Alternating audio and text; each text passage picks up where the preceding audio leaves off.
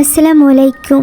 ইন্দোনেশিয়ার ডোলক নামের গ্রামে 5 বান্ধবীর একের পর এক অস্বাভাবিক মৃত্যু হতে থাকে। তাদের জানাজার আগে গোসল করানোর সময় ঘটতে থাকে গা হিম করা কিছু ভয়ঙ্কর ঘটনা। কারোর লাশ থেকে বেরিয়ে আসে কাঁটাতার, কারোর বা লাশ গোসলের মাঝেই উঠে বসে, কেউ বা অনুমতি দিতে চায় না তার পাক গোসলের, আবার কেউ একটু পরপরই চোখ মেলে তাকায়। ধারণা করা হচ্ছিল তাদের সাথে থাকা কারিনচিনি এই সব কিছু করছে লাশগুলোকে জানাজা থেকে আটকানোর জন্য, কিন্তু আসল কাহিনী ছিল সম্পূর্ণ ভিন্ন, যা দেখে আপনার রাতের ঘুম হারাম হয়ে যাবে। এইসব ভয়ঙ্কর ঘটনা থেকে বাঁচতে কোনো দোয়া বা মিলাদের অনুষ্ঠান কাজে আসছিল না। কি এমন পাপ করেছিল এই 5 বান্ধবী, যার কারণে তাদের মৃত্যুর পর তাদের লাশের উপর চলছে এই ভয়ঙ্কর তাণ্ডব? জানবো আজকের এই ইন্দোনেশিয়ান ইসলামিক হরর মুভিতে, যার নাম পেমান্ডি জানাজা। গল্পের শুরুতে আমরা জানাজার আগে এক লাশের গোসলের দৃশ্য দেখতে পাই, যেখানে ইসলামিক নিয়ম অনুসারে সিথি এবং তার মেয়ে লীলা এক মহিলার লাশকে গোসল করাচ্ছিল। তবে লাশটির উপর থেকে চাদর সরাতেই লীলা ভীষণ ভয় পেয়ে যায়, কারণ লাশটির অবস্থা বেশ ভয়ানক ছিল। মূলত লাশকে এইভাবে গোসল করানোর পেশা ছিল সিথির। সে চাইতো তার মেয়েও এই কাজই করুক, তাই লীলার ইচ্ছা না থাকা সত্ত্বেও সে লীলাকে জোর করতে থাকে লাশকে গোসল করাতে। এরই মাঝে হঠাৎই এই লাশটি নিচ থেকে চোখ মেলে এবং দৃশ্য এখানেই কাট হয়ে যায়। আমরা দেখতে পাই এক গ্রামে একটি বাচ্চা সুন্নাতে খাতনার উপলক্ষে মাইকিং করা হচ্ছিল। বাচ্চাটি হলো এডা নামের এক মহিলার নাতি। এখানে এডার আরো কিছু বান্ধবীকে আমরা দেখতে পাই, যাদের মধ্যে ছিল প্রথম দৃশ্যে দেখানো সিথি, সেই সাথে অ্যানা, টুটি এবং টেরি। এডা, সিথি, অ্যানা এবং টুটির স্বামীরা তাদের সাথে ছিল না। এদের মধ্য থেকে কেউ বিধবা, কেউ বা আবার ডিভোর্সি, কারোর আবার স্বামী এমনিতেই ছেড়ে চলে গিয়েছে, শুধুমাত্র টেরি বাদে, কেননা টেরির বিয়েই হয়নি। এখানে তাদের কথাবার্তা থেকে আমরা তাদের ব্যাপারে ধারণা পাই যে তারা প্রচুর পরিমাণে একে অন্যের ব্যাপারে নিন্দা করত এবং খোঁচা মেরে মেরে কথা বলতো। এরকমই নিন্দা করতে করতে সিথি লক্ষ্য করে ভিড়ের মধ্যে ইডা কেমন যেন একটা করছে। মূলত একজন মুখোশধারী ব্যক্তি ইডাকে খুব বিরক্ত করছিল, তাই সে রেগে ভেতরে চলে যায়, যেখানে সিথিও তার পিছু করে। ভেতরে একটা বিশেষ স্থানে গিয়ে এরা কিছুক্ষণ উপরের দিকেই তাকিয়ে থাকে, যে ব্যাপারটা সিথির কাছেও বেশ অদ্ভুত লাগে। তবে সে এখানে বেশি কথা বাড়ায় না, বরং প্রোগ্রাম শেষে সবাই এক এক করে যে যার বাড়িতে চলে যাচ্ছিল। ওই সময় লীলা আসে সিথিকে নিতে, যেখানে লীলা সাথে করে একটি ছাতা এনেছিল। জানিয়ে টেরি কটাক্ষ করলে টুটি বলে লীলার কাছেও সিথির মতোই পূর্বাভাস পাওয়ার অলৌকিক ক্ষমতা আছে, তাই সে যদি ছাতা এনে থাকে এর মানে হলো আজ বৃষ্টি হবে। যাক, এখন লীলা এবং সিথি রওনা দেয় বাড়ির উদ্দেশ্যে, যেখানে তাদের দেখা হয় সিথির ছেলে আরিফের সাথে।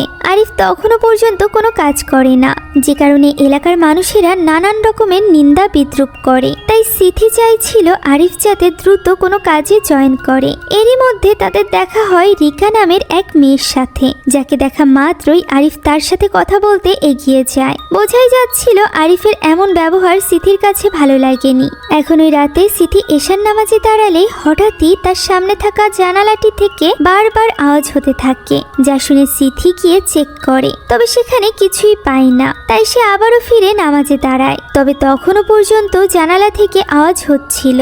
ব্যাপারটাই গুরুত্ব না দিয়ে সিথি তার নামাজ শুরু করে, যেখানে রুকু থেকে উঠতেই আমরা তার পেছনে ভয়ঙ্কর কাউকে দেখতে পাই, যে কিনা তার সাথেই নামাজ আদায় করছিল। যে ব্যাপারটা সিথিও অনুভব করে এবং ভয়ে ভয়ে নামাজ আদায় করে।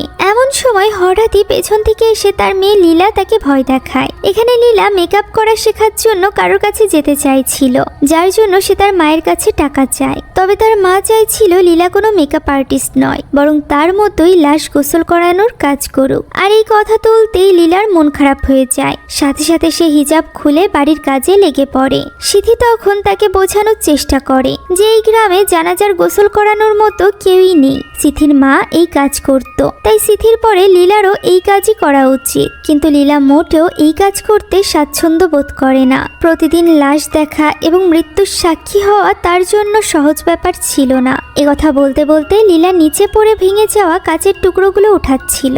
অন্যদিকে ওই সময় সিথি খাবার মেলতেই দেখতে পায় খাবারের মধ্যে পোকা হাঁটাচলা করছে, যা দেখে সে যেন কিছু একটা অনুভব করতে পারে এবং তখনই তৈরি হয়ে বাড়ি থেকে বেরোতে চায়। তবে দরজা খুলতেই সে শুনতে পায় মাইকে তার তার বান্ধবী ইডার মৃত্যুর ব্যাপারে জানানো হচ্ছিল।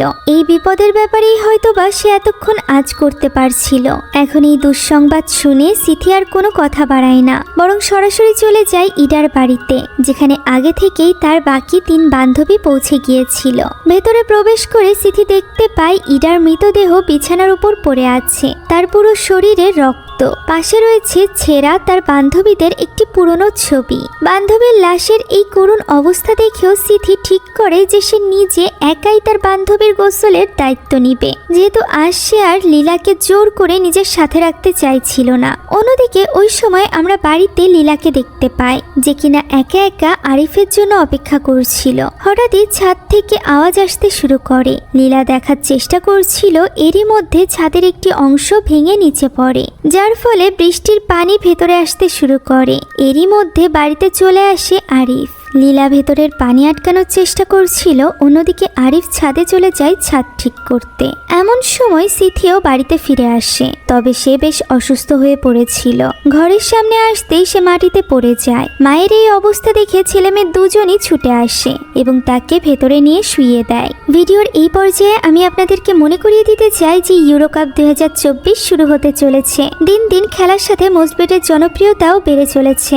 এই প্ল্যাটফর্মে আপনি বিভিন্ন ধরনের গেম খেলে খুব সহজেই টাকা উপার্জন করতে পারবেন। মূল বিষয় হচ্ছে মোস্টবেট একটি নিরাপদ এবং একটি আন্তর্জাতিক লাইসেন্সপ্রাপ্ত ওয়েবসাইট। এখানে প্লিঙ্কো, অ্যাভিয়েটর, আন্দারবাহার, ক্রাশেক্স, জেডেক্স এবং আরও অনেক ধরনের গেম রয়েছে, যেখান থেকে আপনি আপনার পছন্দের গেম বেছে নিতে পারবেন। এছাড়া লটারিতে প্রতিটি টার্ন ওভারের জন্য 10 ইউরোতে একজন খেলোয়াড় একটি টিকিট পাবে। যত বেশি টিকিট, জয়ের সম্ভাবনা তত বেশি। প্রধান পুরস্কার মালদ্বীপে 2 দিনের জন্য একটি ট্রিপ এবং মোট পুরস্কার 10,000 ইউরো। মোস্টবেট আপনাকে 100% গ্যারান্টি দিচ্ছে যে আপনার প্রথম বাজিটি হবে একদমই ঝুঁকিপূর্ণ। আপনি যদি আপনার প্রথম বাজিতে হেরে যান, সাথে সাথে মোস্টবেট আপনার টাকা আপনাকে ফিরিয়ে দিবে। এই ইউরো কাপ চলাকালীন সময়ে এই সুযোগটি মিস করবেন না। বিকাশ, নগদ, রকেট এবং অন্যান্য সহজ পদ্ধতির মাধ্যমে আপনার জেতা টাকা উইথড্র করে নিতে পারবেন যে কোনো সময়। তাই আর দেরি না করে এখনই মোস্টবেটে রেজিস্ট্রেশন করুন। আর রেজিস্ট্রেশনের সময় আমার দেওয়া প্রোমো কোড বাংলা ব্যবহার করুন। লিংক পিন কমেন্টে দেওয়া আছে। তো চলুন এখন মূল কাহিনীতে ফেরা যাক। লীলা বুঝতে পারছিল বান্ধবীর মৃত্যুতে তার মা অনেক ভেঙে পড়েছে। সেই সাথে সে একাই তার বান্ধবী এডার জানাজার গোসল করিয়েছে। তাই তো সে এখানে তার মাকে সান্ত্বনা দেওয়ার চেষ্টা করে। তবে সিথি কোনো কথারই উত্তর দেয় না, বরং পর মুহূর্তেই একটি ব্যাগ হাতে নিয়ে সে বাইরে আগুন জ্বালাতে শুরু করে। লীলা তাকে এই কাজে সাহায্য করতে গেলে দেখতে পায় সিথি রক্তমাখা কিছু কাপড় পোড়াচ্ছে। এগুলো এডারই ছিল, যা দেখে ভয় পেয়ে লীলা জিজ্ঞাসা করে এডার মৃত্যু কিভাবে হয়েছে। এর কোনো উত্তর না দিয়ে সিথি বরং তাকে চুপ করিয়ে দেয় এবং বলে মৃত্যুর ব্যাপারে বেশি কৌতূহল থাকা ভালো না। এতে করে শয়তান জিনেরা পিছে লেগে যায়। ভবিষ্যতে যখন সে কারোর জানাজার গোসল করাবে, তখন যেন অবশ্যই তার পরিহিত বা রক্ত লাগা সব কাপড় যেন সে পুড়িয়ে দেয়। এখানে লীলা এই কাপড় পোড়ানোর সময় কাপড়ের সাথে সেই ছেঁড়া ছবিটিও পায়, যেটা এডার লাশের কাছে পড়েছিল। এদিকে সিথি যখন ঘরে আসছিল, তখন হঠাৎই সে অস্বাভাবিক কিছু অনুভব করে এবং পেছনের আয়নার সামনে গিয়ে দাঁড়াতেই সে নিজেরই একটি ভয়ঙ্কর অবয়ব আয়নাতে দেখতে পায়। তবে সেই ব্যাপারে কাউকেই কিছু বলে না, বরং চুপচাপ বিছানায় গিয়ে শুয়ে পড়ে। যেখানে লীলা এসে তার পাশে শুলে সে লীলার সাথে কথা বলতে চায়, তবে লীলা তার কোনো কথারই জবাব দিচ্ছিল না। পেছনে ঘুরতেই সে দেখতে পায় সেখানে তো কেউই নেই। এরই মধ্যে আসল লীলা ঘরে প্রবেশ করে এবং মাকে জড়িয়ে ধরে তার পাশে এসে শুয়ে পড়ে। এখানে সিথি লীলার কাছে ক্ষমা চায়, তাকে জোর করে এই কাজের দিকে ঠেলে দেওয়ার জন্য। লীলাও এখানে ক্ষমা চায় তার মায়ের সাথে তখন অমন ব্যবহার করার জন্য। এখন এরপর মাকে জড়িয়ে ধরে সে ঘুম পড়ে যায়। কিছুক্ষণ পর এক ভয়ানক হাতের ছায়া উপর থেকে সিথির উপর পড়তে দেখা যায়, যাকে দেখে সিথি অনেক ভয় পেয়ে যায়। তবে সে কিছু বুঝে ওঠার আগে ছটফট করতে আরম্ভ করে। দৃশ্য পরিবর্তিত হয় এবং আমরা ওই দিনই ভোরের দৃশ্য দেখতে পাই, যেখানে ফজরের আজানের সাথে লীলার ঘুম ভাঙে। পেছনে ঘুরে মাকে ডাকতেই সে মায়ের এই ভয়ানক মৃত লাশ দেখতে পায়, যা দেখে সে নিজেকে আর ধরে রাখতে পারে না এবং অঝোর কান্নায় ভেঙে পড়ে। তার চিৎকার শুনে আরিফ ওই ঘরে ছুটে আসে এবং মায়ের মৃত্যুর ব্যাপারে জানতে পারে। সকাল হতে না হতেই এই মৃত্যুর ব্যাপারে মাইকে ঘোষণা করা হয়। একই রাতে দুই বান্ধবীর এমন অস্বাভাবিক মৃত্যু নিয়ে সকলের মনে বেশ কৌতূহল ছিল। পুলিশের মনেও এই ব্যাপারটা নিয়ে সন্দেহ জেগেছিল, তবে এই মুহূর্তে তারা কোনো রকম ইনভেস্টিগেশন করতে পারে না। এখানে রিকা আসে আরিফকে সান্ত্বনা দিতে। আরিফ নিজেকে কিছুটা সামলে নিলেও লীলার অবস্থা খুবই করুণ ছিল। এর উপর আবার নিজের মাকে তার একারই গোসল করাতে হবে, যার জন্য সে একদমই মানসিকভাবে প্রস্তুত ছিল না। তবে যেহেতু লাশ এইভাবে বেশিক্ষণ ফেলে রাখা যায় না, তাই সে আর দেরি না করে তার মাকে নিয়ে যায় গোসল করাতে। নিজের হাতে নিজের মায়ের জানাজার গোসল করানো লীলার জন্য খুবই কষ্টের ছিল। এখন মহান আল্লাহ তাআলার নাম নিয়ে সে যখনই এই কাজ শুরু করে, তার মায়ের লাশের চোখ আপনা আপনিই খুলে যায়। তখন সে নিজের মায়ের শেখানো পদ্ধতি অনুযায়ী মৃত লাশের কাছ থেকে তাকে গোসল করানোর অনুমতি নেয় এবং আবারও কাজ শুরু করে। তবে সে এতটাই ভেঙে পড়েছিল যে সে কিছুতেই নিজের কান্না থামিয়ে মাকে গোসল করাতে পারছিল না। এমন সময় কেউ একজন তার হাত স্পর্শ করে। আমরা দেখতে পাই লীলার মা সিথি তাকে সাহায্য করছে জানাজার গোসল করাতে। মায়ের সাথে মিলে সে নিজের মায়েরই জানাজার গোসল করায়। গোসল শেষে সে যখন তার মাকে শেষবারের মতো দেখছিল, এমন সময় হঠাৎই তার মায়ের মুখ আপনা আপনিই খুলে যায়, যার ভেতর থেকে সে টেনে বের করে নিয়ে আসে একটা কাঁটাতারের অংশ, যা দেখে সে ভীষণ ভয় পেয়ে যায় এবং বুঝতে পারে না এখন তার কি করা উচিত। আপাতত সিথিকে কবর দেওয়া হয়, যেখানে তার দুই ছেলে মেয়ে শেষ পর্যন্ত কবরের কাছেই বসেছিল। এরপর বাড়িতে ফিরে লীলা তখনও পর্যন্ত সিথির রক্তমাখা ওই বিছানার চাদরের উপর শুয়ে কাঁদছিল। এমন সময় তার মায়ের আরেক বান্ধবী অ্যানা এসে তাকে ডাক দেয়। অ্যানা সহ বাকি সকলেই চাইছিল সিথি এবং এডার দোয়া অনুষ্ঠান একই সাথে করার জন্য, কেননা বেশ কিছু বছর হয়েছে ইডার মেয়ের কোনো খবর নেই। তাই এই মুহূর্তে এডার জন্য দোয়া করার মতো তার ছোট্ট নাতি ছাড়া আর কেউই নেই। এই ব্যাপারে কথা বলতে বলতে সেখানে টুটি এবং টেরিও আসে, যারা কিনা বিছানা ভর্তি রক্ত দেখে লীলাকে তার মায়ের মৃত্যুর ব্যাপারে নানান রকমের প্রশ্ন করতে থাকে। লীলা কোনো কথার উত্তর না দিয়ে বরং দরজা বন্ধ করে দেয়। তবে সে তার মায়ের কথা মতো এই রক্তমাখা কাপড়গুলো পরায় না, বরং সেগুলো ধুতে শুরু করে। আরিফ তখন বাড়ির ছাদ ঠিক করার কাজে ব্যস্ত ছিল। এই সময় আরিফকে এমন অন্য কাজে মনোযোগ দিতে দেখে লীলার একদমই ভালো লাগে না। তার মনে হচ্ছিল মায়ের মৃত্যুতে আরিফ যেন কোনো রকম কষ্টই পায়নি। তবে আরিফ তার কোনো কথারই উত্তর না দিয়ে নিজের কাজ করতে বেরিয়ে যায়। ঠিক ওই মুহূর্তে কাপড় ধোয়ার ওই পানির মধ্যে লীলা আরো এক টুকরো কাঁটাতার দেখতে পায়। তবে স্পর্শ করতে গেলেই তা যেন কোথাও একটা হারিয়ে যায়। এমন সময় তাদের বাড়িতে খাবার নিয়ে আসে রিকা। সে মূলত এমন বিপদের সময় আরিফ এবং লীলার পাশে দাঁড়াতে চাইছিল। যেহেতু সে নিজেও নিজের বাবা মাকে হারিয়েছে, তাই সে তাদের কষ্ট খুব ভালোভাবেই অনুভব করতে পারছিল। অন্যদিকে সিথি এবং এডার বাকি বান্ধবীরা তো ব্যস্ত ছিল তাদেরকে নিয়ে নিন্দা করতে। বিশেষ করে টেরির এখানে মনে হচ্ছিল যে সিথি এবং এডাকে হয়তো বা কেউ অভিশাপ দিয়েছে, তাই তাদের এমন মৃত্যু ঘটেছে, তাও আবার একই রাতে। কথা বলতে না বলতেই তার হাতের আঙুল কেটে যায়, যা দেখে বাকিরা ভয় পেয়ে তাকে চুপ করে থাকতে বলে। সেখানে তাদের ওই ছবিটিও ছিল, যে ছবিতে মুখ ঢাকা এক মেয়ের মুখের উপর টেরির রক্ত লেগে যায়। ওই রাতে গ্রামের সবাই মিলে সিথি এবং এডার জন্য দোয়া কালাম শেষে জিকির করছিল। এমন সময় হঠাৎই টুটি অদ্ভুত কিছু অনুভব করতে থাকে। তার পাশ থেকে একটি ভয়ঙ্কর হাত সূরা ইয়াসিনের একটি বই নিয়ে যায়। সেই ব্যাপারটা অনুভব করে আশেপাশে দেখতে থাকে। তখন আচমকাই তার দুই পাশে সিথি এবং এডার অবয়ব এসে তাকে ভয় দেখায়। তবে একই সময় কারেন্ট চলে যাওয়ায় সকলে মনে করে যে হয়তো বা আলো নিভে যাওয়ায় সে ভয় পেয়েছে, তাই সেখানে দ্রুত মোমবাতি জ্বালিয়ে দেওয়া হয়। এমন সময় লীলা লক্ষ্য করে আশেপাশের সবাই খুব অদ্ভুতভাবে জিকির করছে। সে তাদের মাঝে ইডা এবং সিথির অবয়বকে দেখতে পায়। সেই সাথে সেখানে এনার অবয়বও ছিল, কিন্তু এনা তো তখনও জীবিত।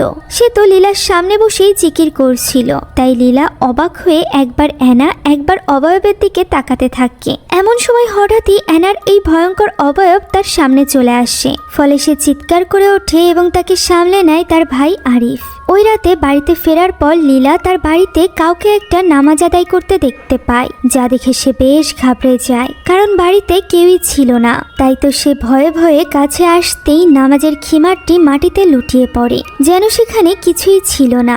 এটা দেখে লীলা বেশ অবাক হয়। সে খিমারটা হাতে তুলে নেয় এবং কি হচ্ছে তা বোঝার চেষ্টা করতে থাকে।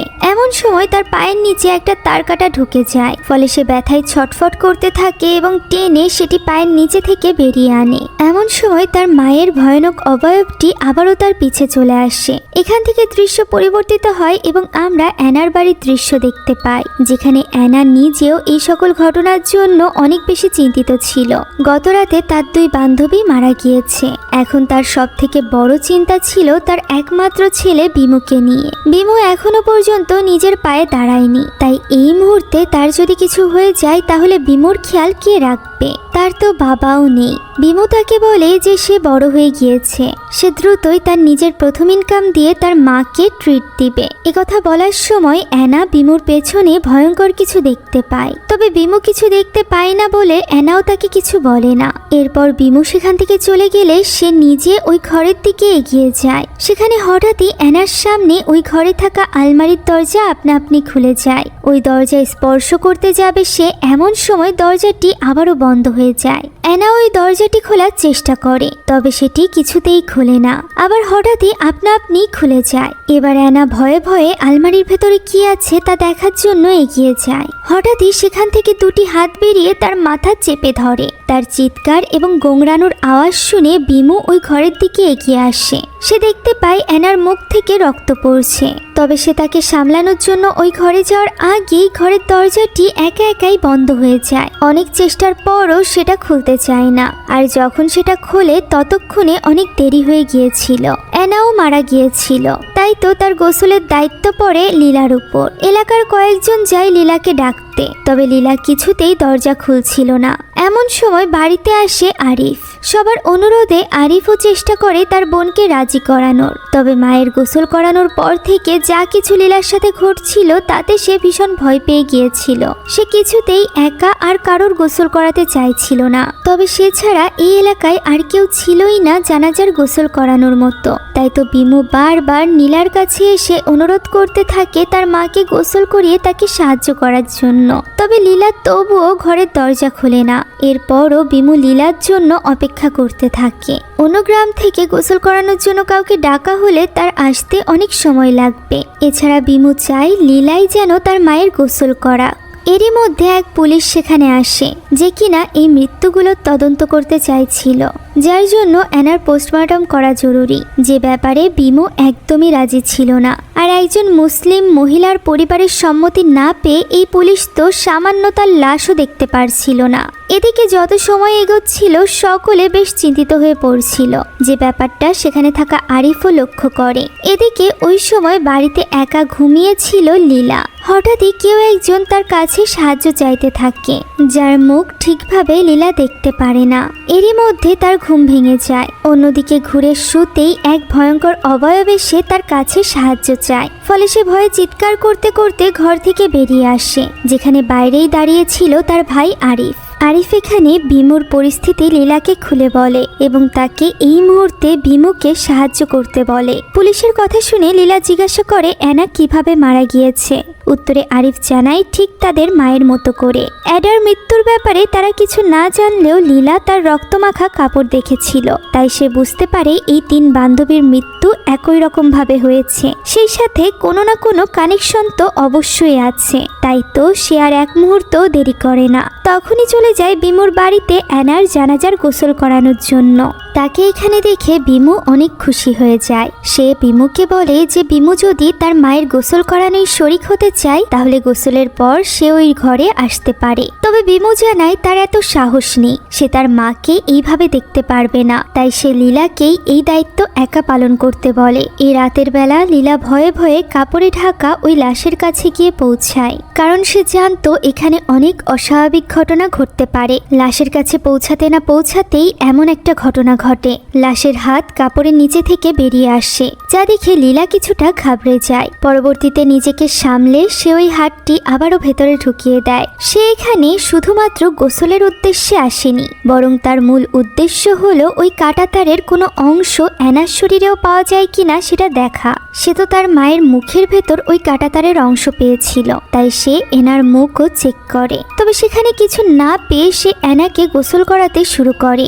এরই মধ্যে আচমকা অ্যানার শরীর উঠে বসে এবং বারবার নিজের পেটে হাত রাখতে থাকে, যা দেখে লীলা বুঝতে পারে তার পেটে নিশ্চয়ই কিছু আছে। তাই সে কাপড় সরালেই দেখতে পায় সেখানে ওই তার কাটার অংশ রয়েছে, যা টেনে বের করতেই সে দেখতে পায় এটা আগের বারের মতো ছোট কোনো অংশ নয়, বরং বেশ লম্বা একটা টুকরো। এটা বের করার সাথে সাথেই অ্যানার শরীর ঢলে পড়ে। লীলা তাকে শুইয়ে দিয়েই লক্ষ্য করে যে তার চোখ আপনা আপনি মেলে গিয়েছে, তাই সে বারবার অ্যানার চোখ বন্ধ করার চেষ্টা করে। কানের কাছে বারবার দোয়া পড়েও তার চোখ বন্ধ করা সম্ভব হচ্ছিল না। এমন সময় হঠাৎই অ্যানা তার হাত ধরে বসে এবং চিৎকার করে তার কাছে সাহায্য চায়। এতে করে লীলা বেশ ভয় পেয়ে গিয়েছিল, তবে সবকিছুই মুহূর্তের মধ্যে শান্ত হয়ে যায়। গোসল শেষে অ্যানাকে নিয়ে যাওয়া হয় কবর দিতে। তখনও পর্যন্ত বাইরে ওই পুলিশ দাঁড়িয়ে ছিল। সে এখানে টেরির সাথে কথা বলার চেষ্টা করে, তবে টেরি তো এখানে স্পষ্টভাবে জানিয়ে দেয় যে এই তিনজনের সাথে তার খুব ভালো ফ্রেন্ডশিপ ছিল না। লোকজন মিথ্যা বলছে, অর্থাৎ মিথ্যা বলে টেরি এই সকল ঝামেলা এড়িয়ে যেতে চাইছিল। এমন সময় ভেতর থেকে একটা ভয়ঙ্কর আওয়াজ আসে, যা শুনে টেরি সেখান থেকে দ্রুত কেটে পড়ে। বাকি দুজনও এই আওয়াজে খুব একটা গুরুত্ব দেয় না। এদিকে পরদিন বিমুকে সাহায্য করার জন্য লীলা তার বাড়িতে যাচ্ছিল, যেখানে পথে সে রিকার বাড়ির সামনে তার ভাই আরিফকে দেখতে পায়। তারা দুজন কথা বলছিল। কথা শেষ করে রিকা বেরিয়ে যায় তার কাজের উদ্দেশ্যে। পথে সে লীলাকে এভাবে দাঁড়িয়ে থাকতে দেখে তাকে জিজ্ঞাসা করে যে সবকিছু ঠিক আছে কিনা। লীলা তখন তাকে জিজ্ঞাসা করে যে আরিফ ইদানিং তার সাথে খুব কথা বলছে। রিকা এই ব্যাপারটাকে স্বাভাবিকভাবেই নেয়। সে জানায় কাজের সূত্রে আজকাল তাদের বেশ কথা হচ্ছে। সে এখানে লীলার দুঃখে সহানুভূতি জানায় এবং তাকে স্ট্রং থাকতে বলে সেখান থেকে চলে যায়। রিকা যতই লীলার সাথে ভালো ব্যবহার করুক না কেন, লীলা রিকা এবং আরিফের এই সম্পর্ক মেনে নিতে পারছিল না। সে মূলত আরিফের এই খুশি থাকাটাকেই সহ্য করতে পারছিল না। তার মনে হচ্ছিল তার মায়ের শোকে আরিফ যেন দুঃখীই না, তবে ঠিক লীলার মতোই দুঃখী ছিল বিমু। তার মা তাকে তার খালার কাছে গিয়ে থাকতে বলেছিল। এ কারণেই সে আগামীকাল সকালে তার খালার কাছে অন্য গ্রামে চলে যাবে। সে এখানে জানায় যে তার সামনে তার মায়ের মৃত্যু ঘটেছিল। এ কারণেই সে জানে এখানে কিছু না কিছু অস্বাভাবিক ব্যাপার আছে, যা শুনে লীলা জিজ্ঞাসা করে কি অস্বাভাবিক ব্যাপার। বিমু জানায় যে মৃত্যুর আগে তার মা ওই আলমারির দিকে তাকিয়ে একটা নাম নিয়েছিল, যে নামটি ছিল নূর। আর এই নামটি বিমু এর আগেও তার মায়ের মুখে শুনেছে। লীলা জিজ্ঞাসা করে নূর কে? উত্তরে বিমু তাকে একটা ফটো অ্যালবাম দেখায়, যেখানে তারা ছোট থাকতে তার মায়েরা একসাথে ঘুরতে গিয়েছিল। অ্যাডা, অ্যানা, সিথি, টুটি এবং টেরি বাদেও তাদের আরও একজন বন্ধুর ছবি এখানে ছিল, আর সেই হলো নূর। নূরের নাম অ্যানা অনেকবার বিমুর সামনে নিয়েছে, তবে নূরের ব্যাপারে কোনো কথাই সে বিমুকে বলতে চায়নি। লীলা জিজ্ঞাসা করে এই নূর এখন কোথায় থাকে। বিমু জানায় বহু বছর আগে তারা যখন ছোট ছিল তখন নাকি নূর এই গ্রাম ছেড়ে চলে গিয়েছিল। তারা 6 জন অনেক ঘনিষ্ঠ বান্ধবী ছিল। তাদের মধ্যে কি হয়েছিল এই ব্যাপারে তো বিমু জানে না, তবে সে শুনেছে ব্যাপারটা নাকি তার মৃত বাবা সেই সাথে বাকিদের হাজবেন্ডের সাথে জড়িত। কথা বলে বিমু সেখান থেকে ভেতরে চলে যায়। তখন লীলা বিমুর অগোচরে ওই গ্রুপ ফটোটি নিজের কাছে নিয়ে নেয়। বাইরে এসে সে বিমুদের ছাদ চেক করতে থাকে, যেখানে সে বিমুদের ছাদের চালেরও একটা বড় অংশ ফাঁকা দেখতে পায়। এরকমই লীলাদের বাড়ির ছাদের ছোট্ট একটা অংশ ভেঙে পড়েছিল তার মায়ের মৃত্যুর আগে। সেই সাথে ইডার মৃত্যুর দিন ইডাও যখন ঘরের ভেতরে ঢুকে ছাদের দিকে তাকিয়েছিল, তখন মূলত সে তার ঘরের ছাদের ভাঙা অংশের দিকে তাকিয়েছিল। অর্থাৎ যে শক্তি তাদের তিনজনকে মেরেছে তারা এই ছাদের মাধ্যমেই ভেতরে প্রবেশ করেছে। লীলা এটা দেখছিল। এমন সময় সেখানে টেরি চলে আসে এবং লীলাকে কানে কানে বলে তার মা, ইডা এবং অ্যানা তিনজনই হয়তো বা অভিশপ্ত। লীলার মাথায় এই কথাটি ঢুকে যায়। বাকি দুজনের শরীর থেকে ওই তার কাটা অংশটুকু তো সে পেয়ে গিয়েছে, শুধুমাত্র ইডার গোসলের সময় সে সেখানে ছিল না। তাই সে তার শরীরে তার কাটা অংশ ছিল কিনা এটা চেক করার জন্য ইডার কবরে যায়। শুধুমাত্র তাই নয়, সে ওই কবর খুঁড়ে ভেতরে প্রবেশ করে, যেখানে ইডার লাশ প্রায় পচে গলে গিয়েছিল। তবুও লীলা হার মানে না। সে ওই লাশের শরীরে কাঁটাতার খুঁজতে থাকে। এভাবেই পায়ের অংশে সে ওই কাঁটাতার খুঁজে পায়, যেটা টেনে বের করতেই তাকে ঘিরে ফেলে অনেকগুলো কাফনে পেঁচানো লাশে। ইন্দোনেশিয়ান ভাষায় যাকে পচং বলে। এই সকল পচংকে নিজের সামনে দেখে লীলা ভীষণ ভয় পেয়ে যায়। তারা লাফিয়ে লাফিয়ে লীলার দিকে এগোচ্ছিল, তাই লীলা দ্রুত ওই কবর থেকে বেরিয়ে আসে। এতে করে লীলা এতটাই ভয় পেয়ে গিয়েছিল যে সে ওই কবরটি বন্ধ না করেই সেখান থেকে পালিয়ে তার বাড়িতে ফিরে আসে। পরদিন সকালে তার ঘুম ভাঙে মাইকের অ্যানাউন্সমেন্টে, যেখানে জানানো হচ্ছিল গত রাতে ইডার কবর কেউ খুঁড়েছিল। কে খুঁড়েছিল এ ব্যাপারে তো জানা যায়নি, তবে আজ আবারও ইডাকে নতুন করে কবর দিতে হবে। এ কারণেই লোকজনকে ডাকা হচ্ছিল। এদিকে ইডার শরীর থেকে বেরিয়ে আনা ওই কাটা তারটা তখনও পর্যন্ত লীলার কাছেই ছিল। সে এবার ঠিক করে নিয়েছিল যে সে নূরের ব্যাপারে জেনেই ছাড়বে। এ কারণেই সে পৌঁছে যায় ইডার বাড়িতে। ইডার আপন বলতে তেমন কেউ না থাকায় ইডার চাবি ছিল তার কাছে, তাই সে ওই চাবি দিয়ে ইডার বাড়ির ভেতরে প্রবেশ করে। সেখানে সে ইডার ফটো অ্যালবাম খুঁজতে থাকে, কেননা তার কাছে নূরের স্পষ্ট কোনো ছবি ছিল না। এখানে সে এই অ্যালবামের ভেতর নূরের স্পষ্ট একটা ছবি পেয়েও যায়। সেটা বের করে সে দেখছিল, এমন সময় সেখানে চলে আসে টুটি। টুটি তাকে জিজ্ঞাসা করে সে এখানে কি করছে। উত্তরে লীলা জানায় সে এখানে নূরের ব্যাপারে জানতে এসেছে। সে এখানে নূরের ছবিও তাকে দেখায়, তবে টুটি তো নূরের নাম শুনেই দ্বিধায় পড়ে গিয়েছিল। সে এই ব্যাপারে কোনো কথাই বলতে চাইছিল না। তখন লীলা জানায় বিমু তার মায়ের মৃত্যুর আগে তার মায়ের মুখে নূরের নাম শুনেছিল, তাই সে নূরের ব্যাপারে জানতে চায়। একথা বলতেই টুটি বলে ওঠে নূর একটা শয়তান মহিলা, যে কিনা তাদের সবার বৈবাহিক জীবন ধ্বংস করে দিয়েছে, এমনকি লীলার বাবা মায়েরও। তার কারণেই লীলার বাবা লীলার মাকে ছেড়ে দিয়েছিল। একথা শুনে লীলা হতবাক হয়ে যায়। হঠাৎই আশেপাশে একটা আওয়াজ হতে থাকে। টুটিও ছটফট করতে শুরু করে। সে নিচে বসে পড়ে এবং নিজে থেকেই নিজের মুখের চামড়া তুলে ফেলে, যা দেখে লীলা চোখ বন্ধ করে চিৎকার করে টুটিকে শান্ত হতে বলে, এই জিনিস করতে মানা করে। এমন সময় পেছন থেকে এসে টুটি তার ঘাড়ে হাত রাখে। অর্থাৎ এতক্ষণ যাবৎ লীলা যার সাথে কথা বলছিল সে আসল টুটি ছিল না। তাহলে সে কে ছিল? লীলা এখানে আবারও আসল টুটির কাছে নূরের ব্যাপারে জানতে চায়। তবে এ কথার কোনো উত্তর না দিয়ে টুটি দ্রুত তাকে ইডার বাড়ি থেকে বেরোতে বলে, কেননা গত রাতেই ইডার কবর খুঁড়ে কেউ তার লাশ বের করেছিল। কে এটা করেছে তা কেউই জানে না। আর এখন যদি তাদেরকে ইডার বাড়িতে দেখা যায় তাহলে গ্রামবাসীরা তাদেরকেই সন্দেহ করবে। এ কথা বলেই সে লীলাকে সেখান থেকে বেরিয়ে নিয়ে আসে, কারণ সে তো জানেই না যে ওই জঘন্য কাজটি আসলে লীলাই করেছিল। তবে খুব শীঘ্রই আরিফ এই ব্যাপারে জেনে যায়। সে বাড়ির ভেতরে প্রবেশ করতেই ভেতরে কাদা পায়ের ছাপ দেখতে পায়, যা অনুসরণ করে সে পৌঁছে যায় লীলার রুমে, যেখানে খাটের নিচে সে দেখতে পায় একটা কোদাল। এটা দেখে তার আর বুঝতে বাকি থাকে না যে লীলাই গত রাতে ইডার কবর খুঁড়েছিল। তখনই লীলা সেখানে চলে আসলে সে সরাসরি লীলার কাছে এই ব্যাপারে জানতে চায়। লীলা তখন দ্রুত দরজা জানালা বন্ধ করে দেয় এবং তাকে বলতে থাকে যে সে ইডার কবর এই জন্যই খুঁড়েছে কেননা সে জানতে চাইছিল যে তার মা কেন ইডার মৃত্যুর ব্যাপারটা গোপন রাখতে চাইছিল।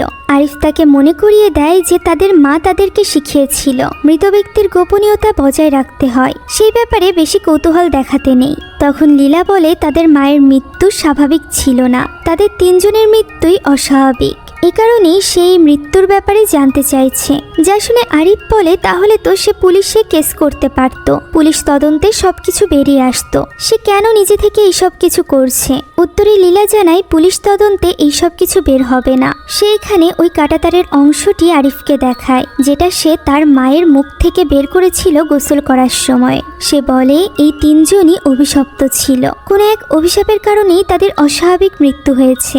একথা বলতেই জানালায় শব্দ হয়ে ওঠে। তারা দেখতে পায় টেরি এতক্ষণ লুকিয়ে লুকিয়ে তাদের কথা শুনছিল। তাকে দেখে ফেলা মাত্রই টেরি সেখান থেকে দৌড়ে পালিয়ে যায়। লীলা তাকে আটকাতে চেয়েও পারে না। টেরি যে পরিমাণে নিন্দা করত তাতে তার এই কথা ছড়াতে পুরো গ্রামে বেশিক্ষণ সময়ই লাগে না। ওই দিনই গ্রামের প্রত্যেক মহিলার মুখে মুখে এই কথা ছড়িয়ে যায় যে নূর নামের একজন মেয়ের অভিশাপের কারণেই এই সব কিছু হচ্ছে। কয়েকজন মহিলা তো রিকাকেও এই ব্যাপারে জানায়। তাদের মতে গ্রামের সব মেয়েরাই এখন অভিশপ্ত, নূর সবার হাজবেন্ডকে নিয়ে নিবে। এই কথা শুনে উত্তরে রিকা বলে যে যদি কারোর হাজবেন্ড তাকে প্রতারণা করে তাহলে সেই ক্ষেত্রে নূর বা অন্য কোনো মেয়েকে দায়ী না করে বরং ওই হাজবেন্ডকে দায়ী করা উচিত।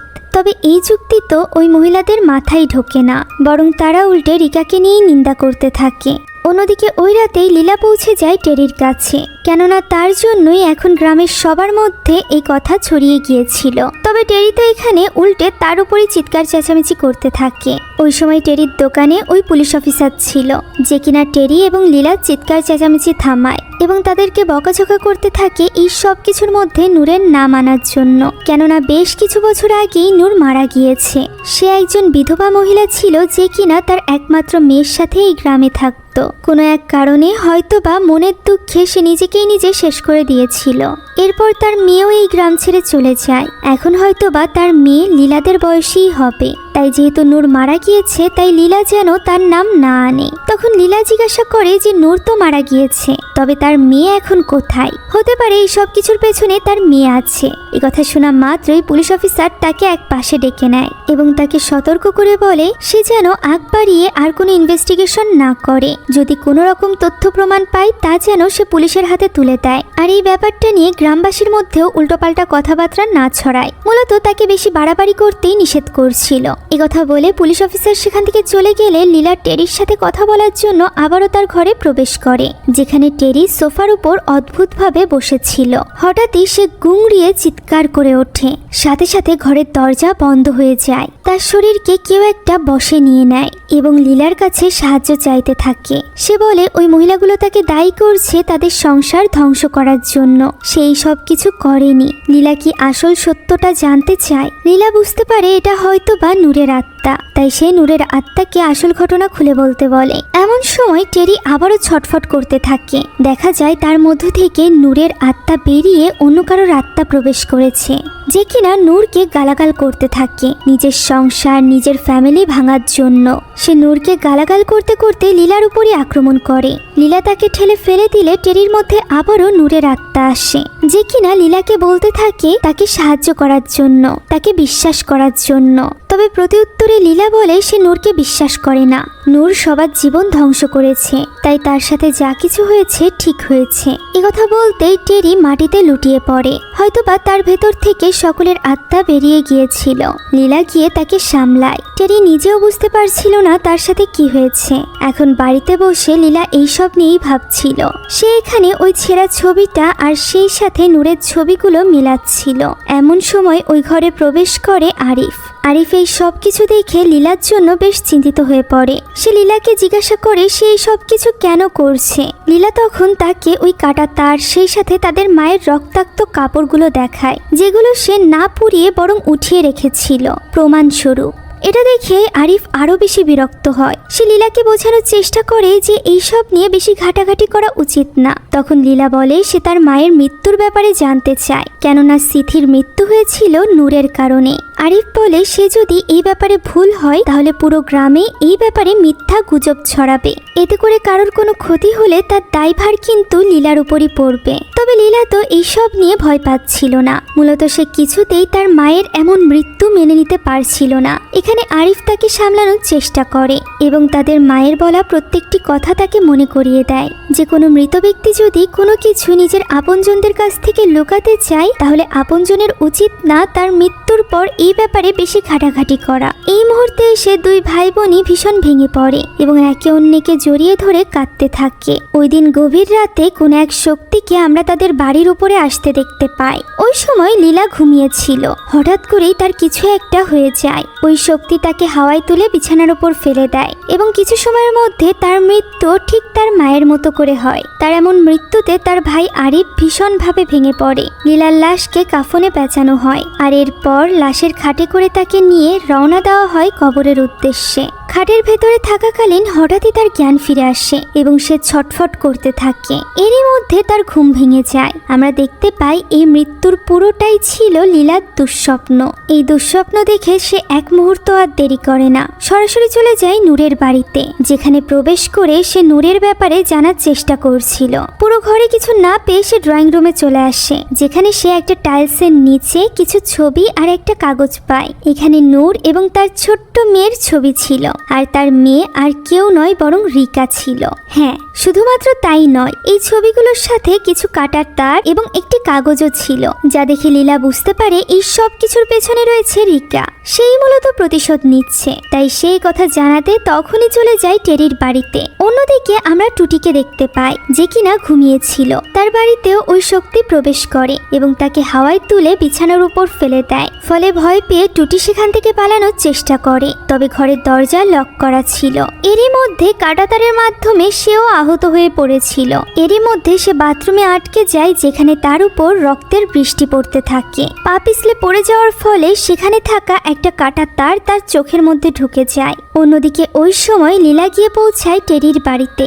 সেখানে কাউকে একটা নামাজ আদায় করতে দেখে সে তার দিকে এগিয়ে যায়। এখানে বারবার ওই শক্তি একবার ইডার রূপ নেয়, একবার সিথির রূপ নেয়, আবার একবার অ্যানার রূপ নেয় এবং সেই সকল বাজে কথাগুলো বলতে থাকে, যেগুলো সিথি, ইডা এবং অ্যানা নূরের ব্যাপারে বলেছিল। ফলে বোঝা যায় তারাই দায়ী ছিল নূরের মৃত্যুর জন্য।